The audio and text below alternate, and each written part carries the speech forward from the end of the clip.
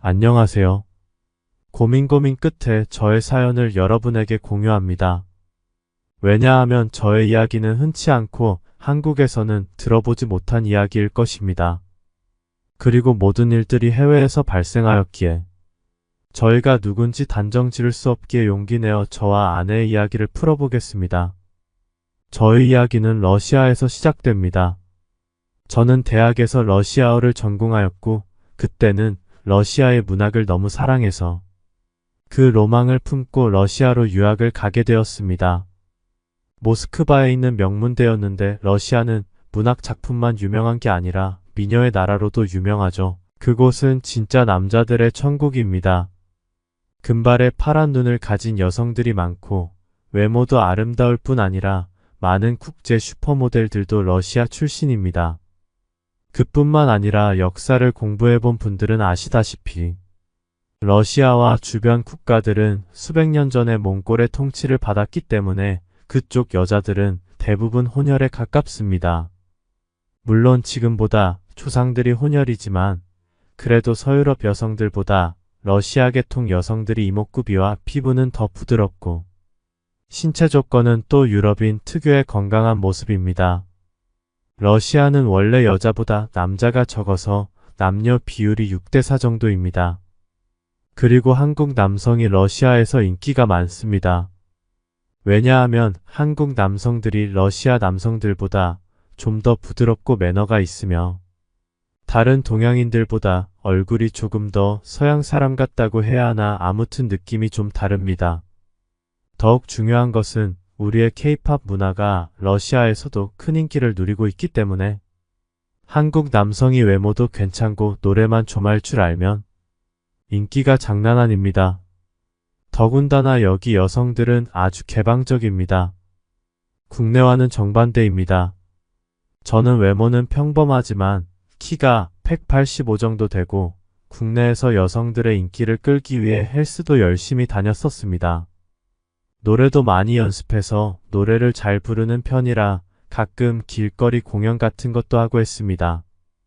기타 하나를 들고 러시아에서 유행하는 한국 노래를 부르면 진짜 많은 아름다운 여성들이 저에게 말을 걸곤 합니다. 특히 술집이 밀집한 곳의 근처를 노리고 자리를 잡으면 많은 러시아 여성들이 먼저 술을 사주겠다고 하고 술 기운을 빌려 저에게 다가오며 집으로 데려가 하룻밤을 함께 보내곤 합니다. 러시아에 가서 처음 2년 동안 저는 수많은 현지 미녀를 만나서 놀았고 그들도 정말 열정적이었습니다. 나이는 18세에서 40세까지 다양했지만 모두 남자를 갈망했습니다. 한 번은 제가 한 20살 정도 되는 여성의 집에서 그녀와 술도 많이 먹고 뜨거운 사랑을 나누게 되었습니다. 그리고 술을 너무 많이 마신 탓에 새벽에 밀려오는 오줌을 참고 화장실에 갔는데 그 여성의 어머니가 섹시한 속옷을 입고 침실에서 나와 저를 유혹하는 것이었습니다. 처음에 저는 매우 당황했습니다. 아직 술이 덜 깬 저는 그 유혹에 넘어가고 말았습니다. 그래서 황당하게도 그 전날은 20살 딸의 방에 들어가서 자고 이튿날은 그녀의 어머니의 방에서 자고 일어났습니다. 하지만 모든 러시아 여자들이 이렇게까지 개방적이지 않습니다. 이 집만 특이한 케이스였습니다. 저도 딱 한 번 경험해봤네요. 2년 동안은 진짜 그쪽으로 미쳐 학업도 방치하고 놀았습니다. 그런데 어느 순간 정신이 들더라고요. 학업에도 다시 집중하고 착한 여자를 만나서 진지한 연애를 하고 싶어졌습니다. 그래서 학교에서 한 킹카와 사귀게 되었습니다. 그녀의 이름은 카테리나입니다. 카테리나는 키가 172cm이고 금발의 긴 다리, 피부도 하얗고 성격이 열정적이며 동유럽 여성의 전형입니다. 그녀는 러시아인은 아니고 우크라이나 교환생이었습니다. 그때까지만 해도 우크라이나와 러시아는 일부 지역에 군사 충돌이 있었지만 문화적 교류는 활발히 하고 있었을 때였습니다. 처음에는 그녀가 저를 쫓아다녔고 우리는 한번 함께 보냈습니다. 당시 저는 그녀의 머리카락뿐만 아니라 다른 부분도 금색이라는 사실에 놀랐습니다. 그녀도 조상 쪽이 혼혈인지 동서양 미인의 모든 장점을 가지고 있었습니다. 그녀의 얼굴은 순백의 도자기처럼 빛났으며 선명한 윤곽이 그녀의 아름다움을 더욱 돋보이게 했습니다. 우아한 곡선을 이루는 가슴은 건강함과 자연스러운 아름다움을 동시에 나타냈으며 매끈하고 길게 뻗은 다리는 그녀의 우아한 자태를 한층 더 돋보이게 하였습니다. 볼륨감 있는 엉덩이는 그녀의 실루엣을 완성시키며 모든 이의 시선을 사로잡았습니다. 하지만 그때까지만 해도 저는 한 여자와 지내는 것을 거부했습니다. 나중에 저는 다양한 여성들 사이를 떠돌며 그녀를 소홀히 했지만 그녀는 계속 저를 기다렸습니다. 제가 그녀와 사귀겠다고 하자 그녀는 매우 기뻐했습니다. 그녀는 저에게 아주 잘해주었습니다. 아침 식사를 사주기도 하고 제가 수업을 빼먹고 늦잠을 잘 때는 수업 노트를 대신 적어주었습니다. 주말에는 그녀의 숙소로 데려가 직접 러시아 전통 보르시와 페로이를 만들어주기도 했습니다. 보르시는 비트와 여러 가지 채소를 넣어 만든 붉은 수프입니다. 때로는 고기를 넣기도 합니다. 페로이는 만두처럼 생긴 음식으로 다양한 속재료를 넣어 만듭니다. 속재료로는 감자, 치즈, 양배추, 고기, 체리 등이 있습니다. 그녀의 요리 솜씨는 정말 훌륭했습니다. 가장 중요한 것은 그녀가 거의 매일 밤 저에게 매달렸다는 것입니다. 다행히 저는 젊어서 견딜 수 있었습니다. 하지만 그녀는 다른 여학생들의 질투를 받기도 했습니다. 여학생들은 그녀가 없을 때 험담을 하거나 더 심하게는 저를 유혹하기도 했습니다. 제가 수업 중간에 화장실에 갈 때 따라와서 저를 붙잡고 유혹하며 저에게 카테리나 그녀에게만 속해 있지 말라고 했습니다. 동유럽 여성들이 야성적으로 나올 때는 정말 강렬했습니다. 저는 상황을 진정시키기 위해 그들과 어울리며 요구를 들어주는 척했습니다. 카테리나는 어느 정도 알고 있었겠지만 절대 저에게 화를 내지 않았습니다. 이 점이 저를 더욱 그녀에게 빠지게 했습니다. 저는 그녀를 저의 신부감으로 여기고 나중에 결혼할 생각이었습니다. 하지만 좋은 시절은 오래가지 않았습니다. 우리가 한참 열애하고 있을 때 러시아와 러시아의 전면전쟁이 시작했습니다. 러시아에 있던 우크라이나 사람들은 점점 불안해졌고 고향으로 돌아가기 위해 노력하였습니다. 러시아 정부는 우크라이나인들의 체류를 제한하거나 비자 발급을 거부하는 등의 조치를 취하고 있었습니다. 전쟁으로 인해 우크라이나인들에 대한 차별과 편견이 증가했으며 러시아 내 우크라이나인들의 거주지가 불안정해졌고 러우접견지는 지금 전쟁 중이어서 많은 사람들이 고향으로 돌아갈 방법으로 제3국을 우회하는 선택을 했습니다. 카테리나도 황급하게 북유럽을 경유하여 고향으로 돌아갔습니다. 우리는 이별할 시간도 없이 모든 일들이 급박한 상황 속에서 진행되었습니다. 저는 카테리나가 무척 걱정되었지만 그녀는 저와 자주 연락한다고 약속하고 떠났습니다. 하지만 그 후 그녀와의 모든 연락이 끊겨 아무런 소식도 들을 수 없었습니다. 저는 매일매일 그녀의 소식을 기다렸지만 아무 연락도 없었습니다. 저는 그렇게 졸업을 하고 한국으로 돌아오게 되었습니다. 그 시기에 저의 집안 사정도 어려워졌습니다. 저희 집은 제조업을 하고 있었고 주로 해외로 수출했었는데 코로나, 팬데믹과 러우 전쟁으로 인해 주문이 많이 줄게 되었고 수십 명의 직원들 월급과 은행 대출에 저희 집은 파산되기 직전이었습니다. 원래 저희 회사는 러시아로 수출하는 비중이 50% 넘었지만 한국 정부는 국제사회의 제재에 동참하여 러시아에 대한 수출 통제 품목을 확대하였습니다. 이러한 통제 품목에는 무기 전용 가능성이 있거나 군수 물자로 활용될 수 있는 제품들이 포함되어 있습니다. 불행하게도 우리 회사 제품이 포함되었습니다. 부모님이 이제는 나이가 많아 회사 운영을 버거워하셔서 제가 부모님을 도와드리기로 했습니다. 결국 러시아와 영어가 능통한 저는 아버지를 도와 해외 출장을 자주 다녀야 했고 일본, 태국, 말레이시아, 중앙아시아 등 우리 회사 고객이 있는 곳으로 정신없이 돌아다니며 고객을 설득하고 있었습니다. 그렇게 저는 러시아 전쟁에 신경 쓸 겨를이 없어졌습니다. 이렇게 시간이 1년이 지나고 코로나로 인한 제한이 풀리기 시작하자 회사 주문도 조금씩 많아지며 파산 직전인 회사도 조금씩 돌아가고 있었습니다. 이번에는 일본의 고객을 만나기 위해 일본으로 건너갔습니다.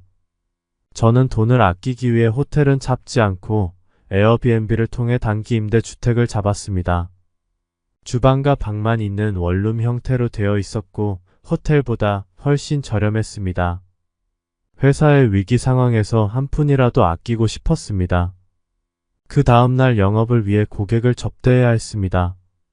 그날은 고객이 저를 신주쿠의 한 가게로 데려갔습니다. 그는 그곳에 전쟁 난민인 우크라이나 미녀들이 있다고 말했습니다. 우리가 방에 들어가자 마마상이 손뼉을 치며 금발에 파란 눈을 가진 여성들이 줄지어 들어왔습니다. 저와 다른 일본 고객들은 그녀들의 아름다움에 눈이 휘둥그레졌습니다. 저는 그중 한 여성이 너무 익숙해 보였습니다. 카테리나인가? 하지만 잘못 본 것일 수도 있었습니다. 그녀는 짙은 화장을 하였기에 저는 확신할 수 없었습니다. 그녀도 저에게 눈길을 주었지만 너무 오랜만에 만나서 아닐 수도 있었기에 서로 아는 척을 하지 못했습니다. 그때 한 고객이 그녀에게 다가가 그녀를 끌어안고 앉혀 술을 마시기 시작했으며 여기저기 키스를 해댔습니다. 저는 실망했지만 다른 고객을 응대해야 했습니다. 저는 아마도 잘못 본 것이라고 생각했습니다. 그녀의 헤어스타일도 예전의 카테리나와는 달랐고 외모도 더 성숙해졌기 때문입니다. 나중에 사람들이 노래를 부르기 시작했고 저는 혹시나 하는 마음에 러시아어로 그 여성들과 대화를 시도했습니다. 러시아와 우크라이나어는 언어적으로 매우 유사하며 많은 우크라이나인들이 러시아어를 이해하고 사용할 수 있습니다. 다행히도 그녀들 중 몇 명은 유창한 러시아어를 할 수 있었습니다. 저는 러시아에서 유학했었다는 사실을 알렸고 그리고 카테리나처럼 생긴 그녀도 가끔 저를 바라봤습니다. 하지만 그녀를 선택한 고객이 너무 징그럽게 그녀를 계속 껴안고 입맞추고 만지작거려서 그녀는 저에게 주의를 기울일 수 없었습니다. 모든 사람이 취했을 때 카테리나처럼 생긴 그녀를 붙잡고 있던 고객은 몸을 비비며 그녀에게 달라붙어 있었지만 갑자기 힘이 빠진 듯 소파에 기대어 긴 한숨을 쉬었습니다. 저는 무슨 상황인지 알 수 있었습니다. 그 고객은 취해서 술 기운을 버티지 못하고 잠들어 버렸습니다. 이때 카테리나처럼 생긴 그녀가 드디어 시간이 났습니다. 그녀는 일어나서 모두에게 노래를 부르겠다고 했고 곧 한 곡을 선택했습니다. 저는 순간 멈춰섰습니다. 익숙한 멜로디가 흐르자 그녀는 저를 깊이 바라보며 노래를 부르기 시작했습니다. 저는 그 자리에 얼어붙었습니다. 이 목소리는 너무 익숙했습니다. 그녀가 부르는 노래의 모든 가사를 귀에 깊게 들으면서 저는 그녀가 바로 카테리나라는 것을 알아챘습니다. 제가 한때 깊이 사랑하고 걱정했던 여자친구였습니다. 카테리나가 부른 노래는 러시아 전통 노래이며 영어로 번역되어 미국에서도 아주 유명한 노래였습니다.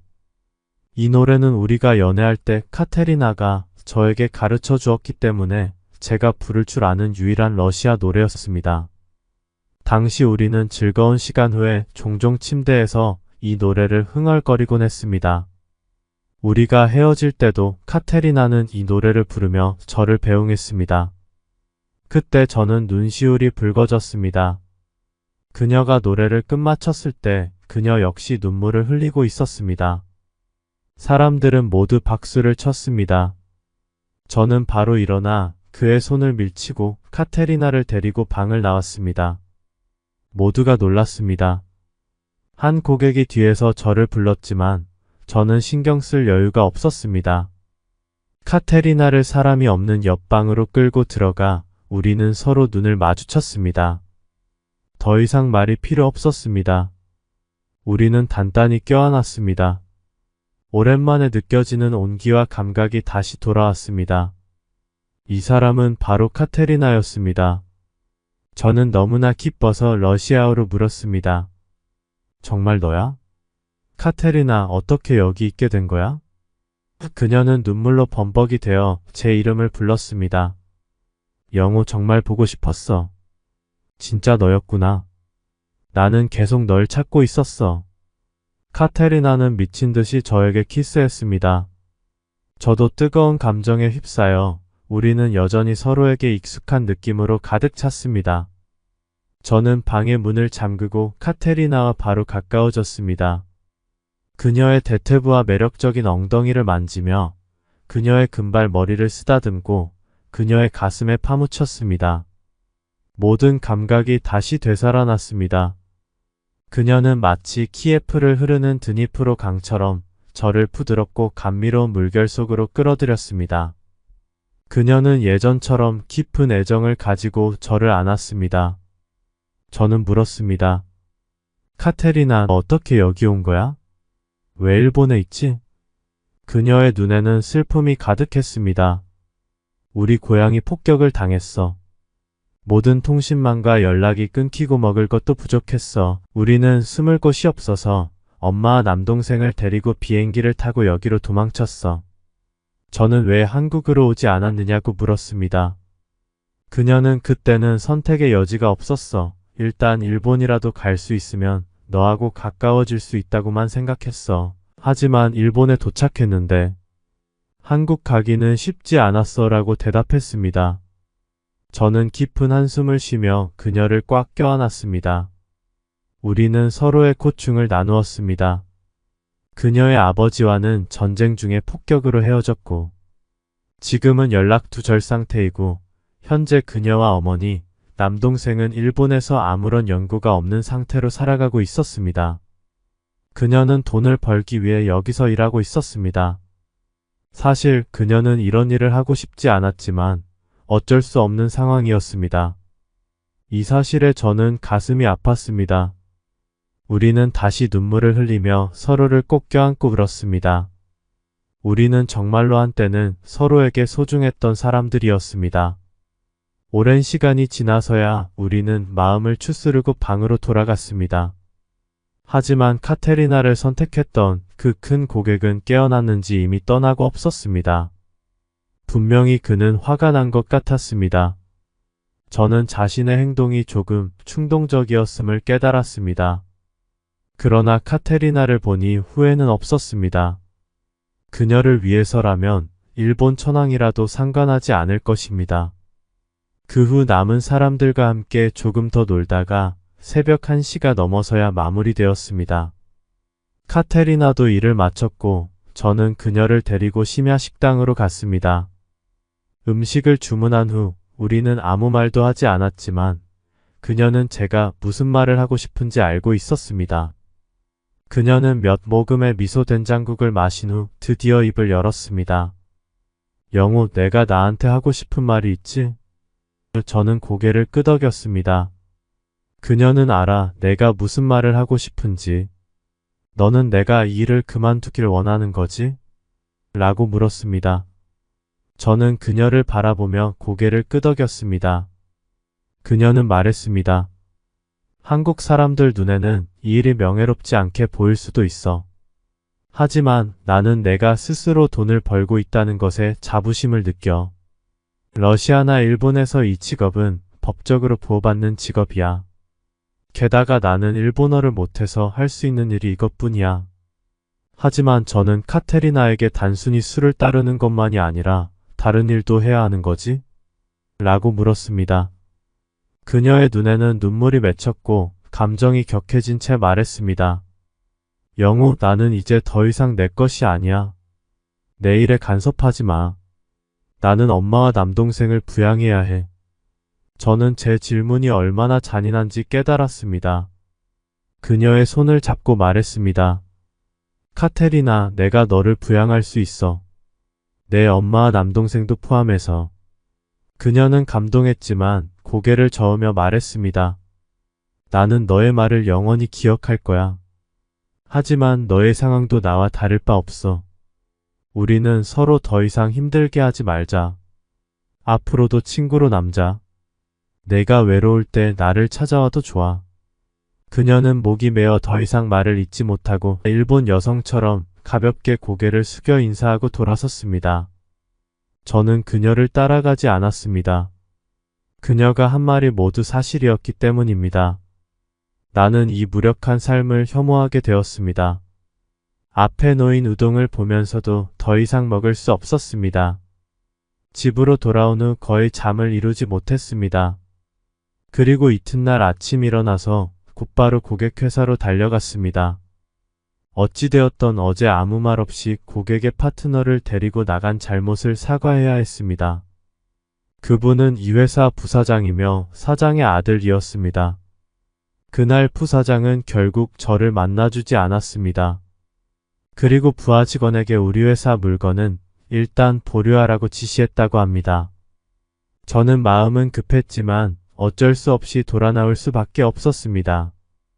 그리고 회사에 전화할 용기도 없었습니다. 저의 잘못으로 회사가 문 닫을 수도 있었습니다. 지금은 일본 고객이 저희 회사 절반 이상의 수출 물량을 받고 있기 때문입니다. 저는 끈질기게 며칠 동안 일본 고객의 회사를 찾아갔지만 끝내 그 부사장을 만나지 못했습니다. 저는 자괴감에 자포자기하기 시작했고 이틀 동안 술만 먹었습니다. 그때 카테리나에게서 메시지가 왔습니다. 그녀는 오늘 휴일이라 저녁에 함께 식사하고 싶다고 했습니다. 그 메시지는 마치 제 마음에 한 줄기 빛이 비친 것 같았습니다. 저는 그녀에게 무엇을 먹고 싶냐고 물었습니다. 그녀는 러시아의 보르시를 먹고 싶다고 했습니다. 너희 집에서 같이 만들어 먹자라는 제안에 저는 약간 놀라면서도 제가 임시로 빌린 주택 주소를 카테리나에게 보냈습니다. 저녁 무렵 제가 식재료를 준비하고 있을 때 카테리나가 도착했습니다. 그녀는 아디다스 운동복을 입고 있었는데 상의는 분홍색 티셔츠였고 하의는 몸에 딱 붙는 요가 팬츠였습니다. 그녀의 몸매 곡선이 그대로 드러났고 특히 요가 팬츠 사이로 보이는 작은 윤곽은 저를 더욱 흥분시켰습니다. 하지만 가장 놀라운 것은 그녀가 입고 온 이 운동복이 제가 러시아에서 그녀에게 사줬던 것이라는 사실이었습니다. 그녀는 아직도 그것을 간직하고 있었습니다. 카테리나는 문가에 서서 아무 말 없이 봄빛 가득한 눈으로 저를 바라보았습니다. 그녀는 허리에서 머리끈을 꺼내 금발 머리를 묶었습니다. 저는 그 의미를 알아차리고 그녀에게 다가가 껴안았습니다. 우리는 깊은 키스를 나눴습니다. 그녀가 제 허리를 껴안고 저는 그녀의 요가 팬츠를 만지며 부드럽고 탄력 있는 감촉을 느꼈습니다. 그것은 마치 제가 러시아로 돌아간 듯한 느낌을 주었습니다. 그녀는 예전에 그 순수한 대학의 퀸카로 다시 돌아간 듯 했습니다. 영우, 이 옷 기억해? 그녀가 제 귀에 속삭였습니다. 저는 영원히 기억하고 있어라고 대답했습니다. 더 이상 말할 필요 없이 저는 그녀를 세게 쳤고 우리는 마치 야생마처럼 타타미 위로 굴러 떨어졌습니다. 저는 그녀의 티셔츠와 요가 팬츠를 미친 듯이 찢었습니다. 그녀는 유혹적인 신음을 내며 그 동유럽 미녀의 야성이 일본의 작은 임대주택에서 마음껏 드러났습니다. 아마도 이웃들은 그 소리를 듣고 얼굴을 붉혔을 것입니다. 1시간 후 우리는 누워서 이야기를 나누었습니다. 그녀는 제가 걱정하는 것을 눈치채고 물었습니다. 저는 저에게 발생한 일을 그녀에게 털어놓았습니다. 카테리나는 제가 그녀 때문에 일을 잃었다는 것을 알고 매우 감동하며 벌거벗은 채 다시 저를 껴안았습니다. 나는 한국 남자들이 좀 가부장적이지만 책임감이 강하다는 이야기를 들었어. 영우, 넌 정말 내 진짜 남자야. 그녀가 마지막에 한 말은 약간 서툰 한국어로 말했지만 저는 웃음이 나왔습니다. 저는 한숨을 쉬며 웃으며 말했습니다. 난 가장 역할을 하려 했지만 그 대가가 너무 컸어. 이제 나는 노숙자가 될 수도 있어. 카테리나는 몸을 일으켜 풍만한 가슴을 제 가슴에 대며 말했습니다. 두려워하지 마. 내가 널 먹여 살릴 수 있어. 내가 날 부양하려고 했듯이. 저는 웃음을 참을 수 없었지만 그녀의 진지한 표정을 보고 감동과 당혹감이 교차했습니다. 맞아. 나는 노래방에서 벌어들이는 돈이 꽤 많아서 널 먹여 살릴 수 있어. 그녀가 이렇게 말하자 저는 감동하면서도 마음이 아팠습니다. 제가 그녀를 구해내려 했는데 이제는 그녀가 저를 부양해야 한다니. 저는 단호히 고개를 저었습니다. 안 돼, 그럴 수 없어. 그녀가 물었습니다. 날 싫어하는 거야? 남자가 어떻게 여자의 돈과 부양을 받을 수 있겠어? 그것도 그런 방법으로? 그녀는 웃으며 말했습니다. 난 알아. 한국 남자들이 여자가 먹여 살리는 것을 부끄러워하는 거. 하지만 너도 좀 국제화해봐. 나는 외국 사람이잖아. 그녀의 말에 저는 웃음을 지었지만 여전히 마음은 복잡했습니다. 카테리나와 함께 미래를 어떻게 그려나갈지에 대해 많은 생각이 들었습니다. 카테리나는 제가 그녀의 진심을 알아챈 것을 알았습니다. 그녀의 단호한 표정을 보니 영웅우거리라는 단어가 떠올랐습니다.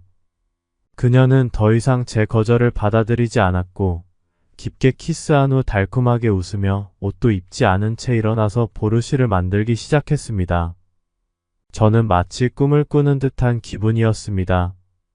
그녀의 요리 솜씨는 옛날 러시아에서 먹던 맛처럼 여전히 훌륭했습니다. 저는 사랑스러운 눈빛으로 그녀를 바라보며 그녀가 만든 음식을 모두 먹었습니다. 그리고 칭찬을 아끼지 않았습니다. 동서양을 막론하고 요리가 맛있다고 칭찬하면 여자들은 모두 기뻐하는 것 같았습니다. 저녁 식사를 마치고 카테리나는 집으로 돌아갔습니다.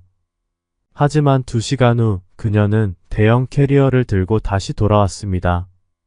그녀는 이제는 너에게 내가 필요해. 우리는 다시 함께해야 해라고 말했습니다. 저는 진짜 눈물 날 것 같았지만 끝내 그냥 쓴웃음만 나왔습니다. 그날 밤 그녀의 부드럽고 탄력 있는 몸을 안고 있으면서 마음이 따뜻해졌습니다. 하지만 잠이 오지 않았습니다. 진짜 카테리나가 먹여 살리도록 이대로 있을 것인가? 저는 자신이 주저하고 자포자기하는 모습을 용납할 수 없었습니다. 어떻게 하면 회사를 살릴 수 있을까 고민을 하다가 너무 피곤해 잠이 들고 말았습니다. 그 후 며칠 동안 카테리나는 여전히 술집에서 일을 했습니다. 제가 아무리 설득해도 소용이 없었습니다. 저는 그녀와 함께 있기 위해 다시 정신을 차리고 방법을 모색하기 시작했습니다. 먼저 국내 회사에 전화를 하여 여기서 겪은 어려움을 설명했습니다. 카테리나의 존재는 이야기하지 않았습니다.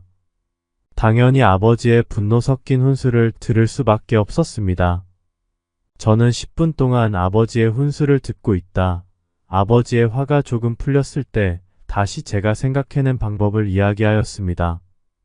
지금은 일본 회사 쪽 부사장이 기분이 나쁘다며 트집을 잡고 있는 것이지 우리 제품에 문제가 있는 것이 아니기 때문에 저는 아버지께서 직접 일본에 오셔서 일본 회사 사장님을 만나는 게 좋겠다고 했습니다. 일본 회사도 돈을 버는 게 목적이기 때문에 쉽게 우리를 포기하지 않을 것이라고 판단했습니다. 더군다나 일본 회사가 짧은 기간에 우리 회사를 대체할 회사를 찾는 건 쉽지 않을 것이라고 확신했습니다. 일본 회사는 품질에 대해 까다롭기 때문에 웬만한 국내 기업은 만족시키기 어려울 것입니다. 저의 설득 끝에 아버지는 바로 이튿날 일본으로 날아왔습니다. 그리고 일본에서 유학을 하셨던 아버지는 유창한 일본어로 일본 회사 사장님에게 전화를 걸어 식사를 대접하겠다고 약속을 잡았습니다. 사실 아버지와 이쪽 회사 사장님은 예전에 같은 회사에서 근무했고 가까이 지내서 친분이 두터웠던 모양입니다. 저는 회사에 입사한 지 1년도 채 되지 않았고 아버지로부터 회사에 대한 이야기를 거의 듣지 못해 이러한 상황에 대해 전혀 몰랐습니다. 혼자서 걱정하며 전전긍긍하던 중 아버지께서는 모든 행동에는 책임이 따른다며 신중하게 행동하도록 가르치셨습니다. 그날 밤 우리는 일본에서 유명한 식당에서 일본 회사의 사장님과 부사장님을 초대하여 저녁 식사를 했습니다. 저는 정중하게 부사장님께 사과드렸고 일본 회사 사장님의 중재로 그날 저녁은 화기애애한 분위기 속에서 마무리되었습니다. 다행히 이번 수출건도 아무 문제 없이 진행될 수 있었습니다. 이 사건을 통해 저는 인맥의 중요성을 절실히 느꼈습니다. 그날 밤 아버지는 제가 잡은 호텔 방에서 저에게 이렇게 말씀하셨습니다. 영호야, 사실 일본 회사는 내가 사장님과 친구라서 너를 보낼 필요는 없었어.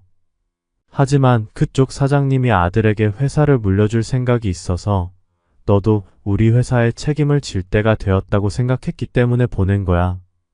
그런데 나는 실망했어. 언제까지 여자 문제로 이렇게 사고를 치고 다닐 거야? 예전에는 내가 어려서 그렇다고 생각했지만 이제 30이 넘었으니 철이 들어야 하지 않겠니? 나는 이제 나이가 들어서 몸도 안 좋고 회사 운영하기도 힘들어. 내가 힘들게 키운 회사를 내 손에서 망하게 할 셈이야?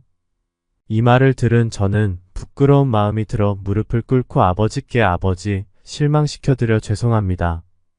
이번 기회로 많은 것을 깨달았습니다. 더 열심히 하겠습니다. 그리고 꼭 우리 회사를 다시 살려 옛날의 영광을 찾겠습니다. 라고 맹세했습니다. 그날 밤 저는 아버지와 늦게까지 대화를 나누며 많은 회사 이야기를 들었습니다. 그리고 문자로 카테리나에게 오늘 아버지와 호텔에서 함께 머무르게 되었다고 설명했습니다.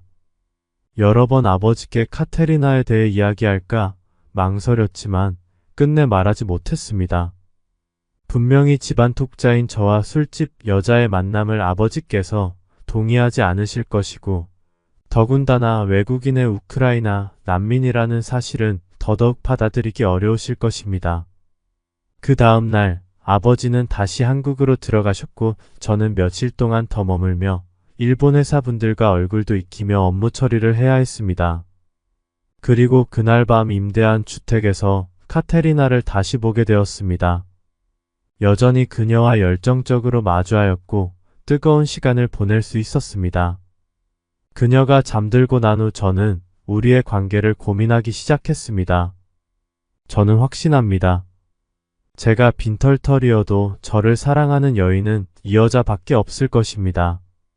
그래서 이 여자와 결혼하고 싶다는 마음은 더욱 굳어졌습니다. 며칠 동안 저는 일을 끝낸 후 시간을 내어 카테리나와 함께 일본 영화를 보기도 하고 때로는 그녀가 기모노를 입고 부드럽게 속삭이는 모습을 즐겼습니다. 가끔은 그녀의 야생적인 면모가 드러나 촛불과 채찍을 들고 오기도 하며 가죽 속옷을 입고 동유럽 금기 여행을 하기도 했습니다. 비록 제 인생은 쇠퇴해가는 듯 했지만 신체와 마음은 새롭게 태어나는 기분이었습니다. 그러나 자정이 되어 그녀가 제 품에서 잠들 때마다 저는 여전히 마음이 복잡했습니다. 그녀가 매일 술집에서 일하며 다양한 사람들에게 만져지고 심지어 다른 사람들과 시간을 보내야 한다는 생각에 마음이 무거웠습니다. 저는 그녀를 구해내고 싶었습니다. 그녀를 데리고 한국으로 돌아가 이 비인간적인 삶에서 벗어나고 싶었습니다.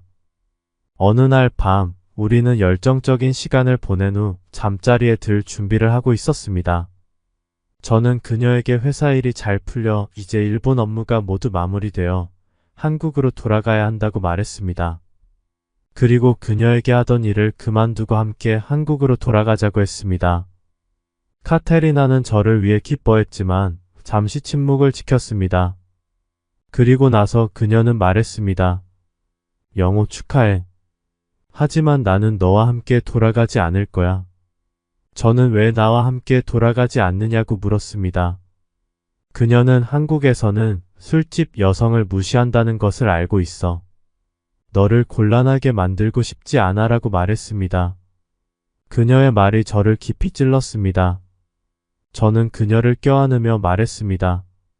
카테리나, 내가 술집에서 일한 건 어쩔 수 없어서였잖아.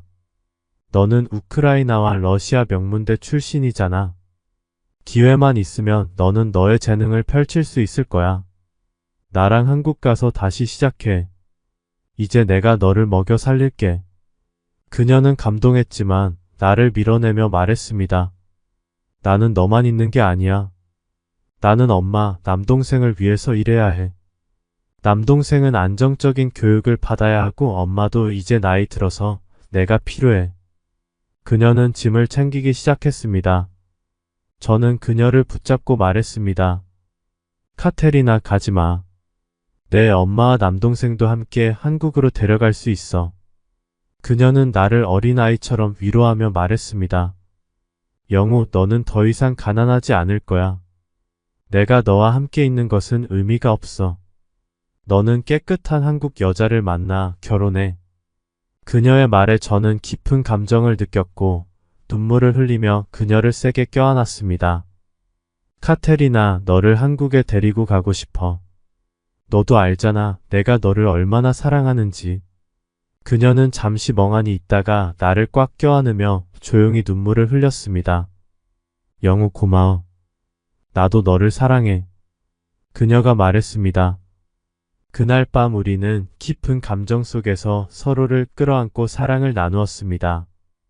그 순간은 전례 없는 행복을 느꼈습니다. 우리는 서로를 안고 깊이 잠들었습니다. 다음 날 아침 저는 카테리나를 찾으려고 손을 뻗었지만 그녀는 없었습니다. 일어나서 그녀를 찾아보았지만 그녀는 보이지 않았습니다. 급히 소셜미디어를 통해 그녀에게 연락하려 했지만 그녀는 저를 차단했습니다. 그제야 저는 그녀가 떠나기로 결심했다는 것을 깨달았습니다. 어젯밤은 그녀가 저에게 남긴 마지막 선물이었습니다. 저는 눈물로 범벅이 되어 외쳤습니다. 카테리나, 왜 떠나야만 했어? 저는 그녀의 말대로 그녀가 더 이상 저에게 짐이 되고 싶지 않다는 것을 이해했습니다. 결코 그녀를 버리지 않겠다고 다짐하며 그녀를 찾기 위해 집을 나섰습니다. 그녀의 어머니와 남동생이 살던 곳에 갔지만 이미 이사간 상태였습니다. 그녀가 일하던 가부키초의 술집에도 찾아갔지만 그녀는 이미 사직했습니다. 제 마음은 텅 빈 듯했습니다. 그녀가 일본을 떠나지 않았을 것이라는 생각이 들었습니다. 저는 일본의 모든 도시를 뒤져서라도 그녀를 찾고 싶었습니다. 하지만 오늘은 귀국하는 날이었습니다. 저는 더 이상 아버지를 실망시킬 수 없었습니다. 그래서 일본의 한 유명한 탐정사무소를 찾아가 그녀를 찾아달라고 의뢰하고 국내 비행기를 탔습니다. 탐정사무소는 도쿄, 나고야, 오사카 등 여러 도시를 돌며 유명한 술집을 조사했지만 한 달이 지나도록 아무런 소식도 듣지 못했습니다. 어느 날 탐정사무소에서 연락이 왔습니다. 저는 탐정에게 더 많은 정보를 요청했고 탐정은 카테리나가 어떤 범죄 조직에 의해 AV 촬영을 협박받고 있다는 사실을 알려주었습니다. 그녀가 이 조직의 소나기에서 벗어나려면 큰 돈이 필요하다는 사실도 함께 말했습니다. 이 말을 듣고 가슴이 철렁 내려앉았습니다. 그녀가 그런 위험한 상황에 처해 있다는 생각에 마음이 아팠습니다. 저는 그녀를 구하기로 결심했습니다. 저는 거의 모든 돈을 탐정사무소에 주고 카테리나를 구해달라고 부탁했습니다. 탐정은 일주일도 안 되어 카테리나가 감금된 장소를 알아냈고 사진을 보여주었습니다. 확실히 그녀였습니다. 그는 그녀가 범죄 조직과의 계약 때문에 그곳에 억류되어 있다고 말했습니다. 저는 미칠 것 같았지만 그는 저에게 더 높은 가격의 위약금을 내고 카테리나를 구할 수 있을 것이라고 말했습니다. 그날 오후 그는 저에게 그 조직의 헤드헌터와 전화로 연결해 주었습니다. 헤드헌터는 이미 카테리나가 그들과 계약을 맺었다며 그녀를 데려가려면 높은 위약금을 지불해야 한다고 했습니다. 저는 부유한 척하면서 헤드헌터의 신뢰를 얻었습니다. 그리고 카테리나와 영상통화를 할 수 있었습니다. 저는 그녀가 너무나 그리웠습니다. 카테리나, 왜 나를 속였어? 제가 물었습니다. 그녀의 눈에도 눈물이 고였습니다. 영호, 나는 내가 걱정하지 않고 행복한 미래를 갖길 원했어. 너 없이는 어떤 미래도 행복할 수 없어. 카테리나, 너는 이 지옥에서 벗어나야 해. 나랑 한국으로 와서 결혼하고 나의 아이를 낳아야 해. 그녀는 고통스럽게 웃으며 말했습니다. 더 이상 나를 설득하지 마. 우리는 불가능해. 지난달에 어머니가 암 진단을 받았어. 수술하려면 이 돈이 필요해. 나는 이미 계약서에 서명했어. 나는 그녀의 말을 듣고 놀랐습니다. 어머니의 일은 왜 나에게 말하지 않았어? 그녀는 고개를 저으며 더 이상 말하지 말라고 했습니다. 나는 화가 나서 말했습니다. 계약을 했어도 상관없어. 내가 이 계약을 파기시킬 거야. 저는 헤드헌터에게 전화를 걸어 그녀를 요구하며 위약금을 지불하겠다고 했습니다.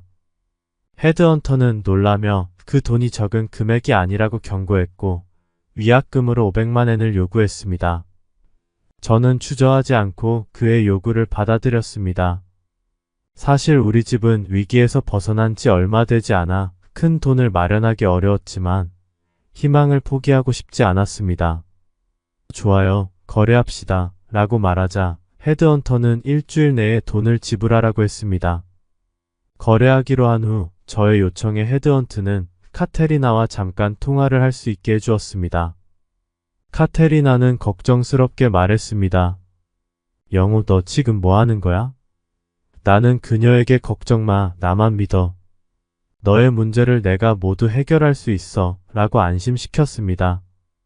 그날 밤 저는 집에 돌아와 아버지께 무릎을 꿇고 말했습니다. 아버지께서 저에게 남겨주신 그 집을 팔아야겠어요. 500만 엔이 필요해요. 긴급한 일이에요. 아버지는 매우 놀라며 물었습니다. 아들, 무슨 일인데? 그 집은 내 결혼을 위해 남겨둔 거잖아. 너 결혼하지 않을 거야? 저는 진지하게 대답했습니다.